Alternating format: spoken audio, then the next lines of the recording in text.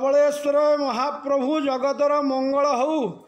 प्रभुंकर यही धवलेश्वर पीठ आज भक्त शून्य होइकी अच्छी ए कोरोना महामारी आज समस्त धवलेश्वर दर्शन पाखर दूरे रखी तेणु धवलेश्वर पूजक